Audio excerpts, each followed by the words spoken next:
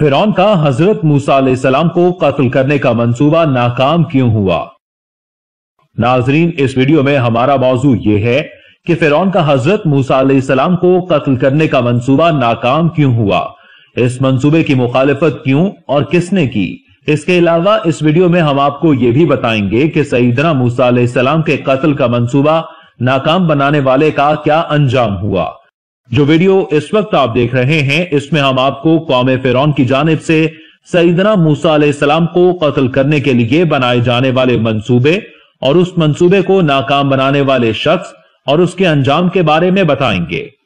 ناظرین، قوم فرعون کی جانب سے سیدنا موسیٰ علیہ السلام کے قتل کا جو منصوبہ بنایا گیا، اس پر بات کرنے سے پہلے یہ یاد رکھیں کہ اس سلسلے کی پہلی 8 اقساط میں ہم سیدنا موسیٰ علیہ السلام کی زندگی کے چند اہم واقعات کا ذکر تفصیل کے ساتھ بیان کر چکے ہیں۔ آپ علیہ السلام کی حیات مبارکہ کو اگر 5 حصوں میں تقسیم کیا جائے تو ان میں سے 3 حصوں پر ہم اس سلسلے کی پہلی ویڈیوز میں بات کر چکے ہیں۔ ان میں حضرت موسیٰ علیہ السلام کی پیدائش سے لے کر محل فرعون میں پرورش تک کا زمانہ، مصر سے نکلنا اور شہر مدین میں حضرت شعیب علیہ السلام کے پاس کچھ سال گزارنے تک کا زمانہ، اور آپ علیہ السلام کو نبوت ملنے اور فرعون اور قوم فرعون کے ساتھ ہونے والے تنازعات کا زمانہ۔ اس ویڈیو میں ہم آپ علیہ السلام کی حیات مبارکہ کے تیسرے حصے کے آخری واقعات پر بات کریں گے، جو قوم فرعون سے تنازعات کا زمانہ ہے، اور آنے والی اقساط میں فرعونیوں کے چنگل سے بنی اسرائیل کی نجات اور بیت المقدس کی جانب ہجرت اور آزادی حاصل کرنے کے بعد بنی اسرائیل کی نافرمانیوں کے طویل سلسلے کا ذکر کریں گے۔ ناظرین، حضرت موسیٰ علیہ السلام، بنی اسرائیل اور قوم فرعون کے جن واقعات پر ہم بات کر رہے ہیں، ان تمام کا ذکر قرآن حکیم کی 30 سے زیادہ سورتوں میں کیا گیا ہے۔ اللہ عز و جل نے اپنے پیارے حبیب رحمت العالمین سیدنا حضرت محمد صلی اللہ علیہ وسلم کی امت کی رہنمائی اور اصلاح کے لیے ان قصوں کو بیان کیا ہے، تاکہ جو گناہگار ہیں وہ عبرت حاصل کریں اور جو پرہیزگار ہیں وہ مزید تقوی اختیار کریں، کیونکہ احکام الہی کی اطاعت میں ہی انسان کی بقا اور نجات ہے۔ لیکن بقا اور نجات کے اس اصول کو قوم فرعون نے سمجھنے اور تسلیم کرنے سے صاف انکار کیا۔ اللہ عز و جل نے اس قوم کو سمجھانے کے لیے وقفے وقفے سے 6 عذاب بھی نازل کیے، لیکن ان کی عقلوں پر پڑا ہوا پردہ نہ ہٹا اور وہ ہدایت سے بھاگتے ہی رہے۔ ناظرین، جب حضرت موسیٰ علیہ السلام اور فرعون کے درمیان اختلافات کافی بڑھ گئے تو مصر کے حالات فرعون کے حق میں بہت خراب ہو گئے۔ ایسے میں فرعون نے حضرت موسیٰ علیہ السلام کی انقلابی تحریک کو دبانے بلکہ ختم کرنے کے لیے ان کے قتل کا ارادہ باندھ دیا، اور اس ادارے کے بارے میں اپنے مشیروں اور درباریوں سے رائے لی تو ان میں سے اکثر نے اس فیصلے کی مخالفت کر دی۔ فرعون کے اس منصوبے کا ذکر قرآن حکیم میں بھی کیا گیا ہے۔ آیت مبارکہ کا ترجمہ ہے کہ فرعون نے کہا، مجھے چھوڑ دو تاکہ میں موسیٰ کو قتل کر ڈالوں اور وہ اپنے پروردگار کو بلائے تاکہ وہ اسے اس سے نجات دے۔ اس آیت مبارکہ سے واضح پتہ چلتا ہے کہ فرعون کے کچھ مشیر حضرت موسیٰ علیہ السلام کے قتل کے مخالف تھے۔ روایت میں ہے کہ ان مشیروں نے فرعون سے کہا کہ موسیٰ کے کام معجزانہ اور غیر معمولی ہیں، ہو سکتا ہے کہ وہ ہمارے لیے بد دعا کر دے تو اس کا خدا ہم پر عذاب نازل کر دے۔ اپنے مشیروں کی یہ بات سن کر فرعون کہنے لگا کہ میں تو اسے ضرور قتل کر دوں گا، جو ہوگا دیکھا جائے گا۔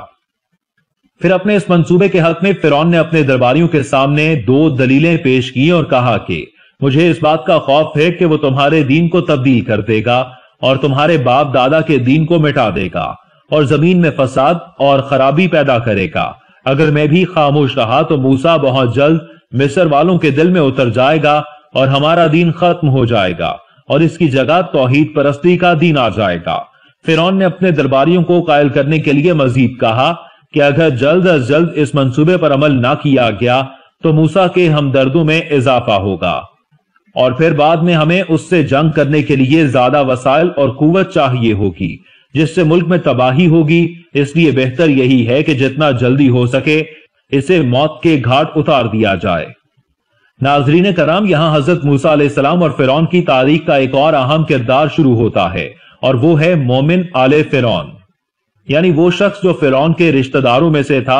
اور حضرت موسیٰ علیہ السلام پر ایمان لا چکا تھا، لیکن اس نے اپنے خاندان والوں سے یہ بات چھپا رکھی تھی۔ اس شخص نے جب یہ دیکھا کہ فرعون ہر حال میں سیدنا موسیٰ علیہ السلام کو قتل کرنے کے در پہ ہے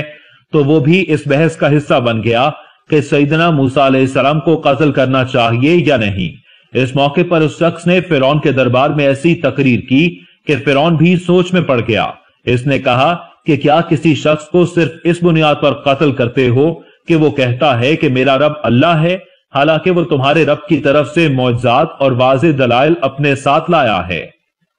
کیا تم اس کے عصا اور ید بیضا جیسے معجزات کا انکار کر سکتے ہو؟ کیا تم نے اپنی آنکھوں سے اس کے جادوگروں پر غالب آ جانے کا مشاہدہ نہیں کیا؟ یہاں تک کہ جادوگروں نے اس کے سامنے اپنے ہتھیار ڈال دیے اور ہماری پرواہ تک نہ کی اور نہ ہی ہماری دھمکیوں کو خاطر میں لائے اور موسیٰ کے خدا پر ایمان لا کر اپنے سر اس کے آگے جھکا دیے۔ ذرا سچ بتاؤ، ایسے شخص کو جادوگر کہا جا سکتا ہے؟ خوب سوچ سمجھ کر فیصلہ کرو، جلد بازی سے کام نہ لو اور اپنے اس کام کے انجام کو بھی اچھی طرح سوچ لو تاکہ بعد میں پشیمان نہ ہونا پڑے۔ اگر وہ جھوٹا ہے تو جھوٹ اس کا خود ہی دامن گھیر لے گا، اگر سچا ہے تو کم از کم جس عذاب سے تمہیں ڈرا رہا ہے وہ کچھ نہ کچھ تو تمہارے پاس پہنچ ہی جائے گا۔ اگر وہ جھوٹا ہے تو جھوٹ کے پاؤں نہیں ہوتے۔ آخرکار ایک نہ ایک دن اس کا پول کھل جائے گا اور وہ اپنے جھوٹ کی سزا پالے گا، لیکن یہ امکان بھی تو ہے کہ شاید وہ سچا ہو اور خدا کی جانب سے بھیجا گیا ہو، تو پھر ایسی صورت میں اس کے کیے ہوئے وعدے کسی نہ کسی صورت ضرور پورے ہوں گے اور ممکن ہے کہ ہم پر سخت مصیبت آ جائے۔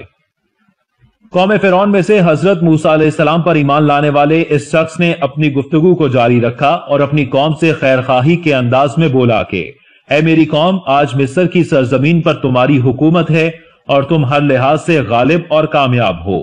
اس قدر بے انداز نعمتوں کی ناشکری نہ کرو۔ اگر خدائی عذاب ہم تک پہنچ گیا تو پھر ہماری کون مدد کرے گا؟ ناظرین، اس شخص کی باتوں نے فرعون کے ساتھیوں کے دلوں میں عذاب الہی کا خوف ڈال دیا، جس سے ان کا ارادہ کمزور پڑ گیا اور فرعون نے بھی اس بات پر خاموشی اختیار کر لی اور وہ اپنے ناپاک ارادے کو پورا کرنے کے لیے اور ترکیب سوچنے لگا، کیونکہ اس کے ساتھیوں نے اس کی مخالفت کر دی۔ اہل علم کا کہنا ہے کہ مصر کے لوگ ایک حد تک پڑھے لکھے تھے اور انہوں نے قوم نوح، عاد اور سمود جیسی سابقہ قوموں کے بارے میں مورخین کی باتیں بھی سن رکھی تھیں اور ان قوموں کے دردناک انجام سے آگاہ تھے، اس لیے مومن آل فرعون کی تقریر کے بعد ڈر گئے۔ لیکن فرعون چاہتا تھا کہ ہر حال میں حضرت موسیٰ علیہ السلام کو قتل کر دے۔ ایسے میں مومن آل فرعون نے مزید دلائل پیش کیے اور فرعون کو بھی مجبور کر دیا کہ وہ اپنا فیصلہ ملتوی کر دے۔ اس طرح حضرت موسیٰ علیہ السلام کے قتل کا خطرہ تو ٹل گیا، لیکن مومن آل فرعون زیادہ دیر اپنے ایمان کو نہ چھپا سکا اور فرعونیوں کو پتا چل گیا کہ وہ سیدنا موسیٰ علیہ السلام پر ایمان لا چکا ہے، تو اسے بھی قتل کرنے کا فیصلہ کیا گیا۔